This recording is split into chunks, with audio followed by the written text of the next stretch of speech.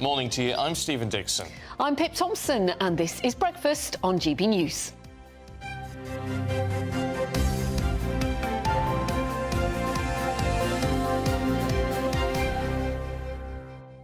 Right, should we start off with politics this morning? Because we haven't done much of that, have we, in the last few days? Oh, well, we're going to have to get used to it, because what a year it is going to be in terms of politics. Anyway, Labour setting out their stall a little bit. So Keir Starmer will insist today that Labour can deliver security for decades and is ready to make the difficult decisions.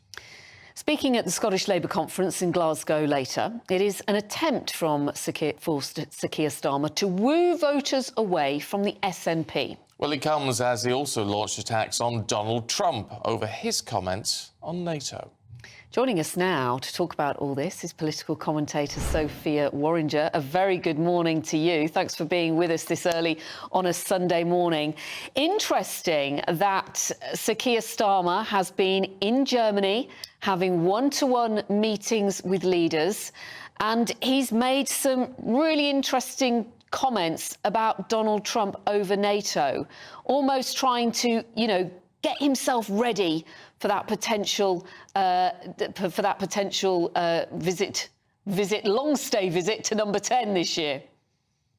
Definitely, he's trying to set himself up as this world leader in foreign affairs, not just in domestic affairs. Although his comment to about Donald Trump was thinly veiled, I think he didn't exactly directly address him, but he was talking about the need to rebuild and renew and strengthen the NATO alliance rather than fracture it, which was a direct comment about the potential of Trump if he wins the US election, which the polls are suggesting may be likely, and his desire to withdraw America's support from the long-standing alliance of that type. I mean, clearly, Sir Keir is buoyed by what we saw in the two by-election results over the last few days. But the fact that he's going to say, well, two key things. One, that Labour can deliver security for decades, but also that voters, if they vote Labour in Scotland, will be able to have the power to build a new Scotland. It all sounds very strong, very sort of hot, very encouraging for voters north of the border. But what does it actually mean? That is a very good question. I think Sir Keir Starmer has been very good on the rhetoric here. He is tapping into an understanding that Scotland feel left behind, which obviously the SNP capitalises on. But it's very hard to understand what he means. He talks about the scars left by moving away from traditional industries in Scotland, such as coal mining and steel, and yet he doesn't really say how he will marry his desire to keep Scotland buoyant and have its reliance on these energy consumption industries, and yet also meet his green targets, which obviously seem at odds with his criticism of how Scotland moved away from coal mining. So it's quite difficult to understand exactly what he is promising Scottish voters, apart from grand notions of more close working with local government, etc., to try and peel off some of that SNP vote, which obviously is very clear that they want more independence. But obviously the problem is in Scotland that a lot of the policies that the SNP are promising, a lot of the things that they say voters want, are things they can deliver already. They don't need an independent Scotland to be able to deliver that, and yet they keep promising more, but they don't actually look at the powers they have already. And how important is it that Labour does well in Scotland when it comes to the general election?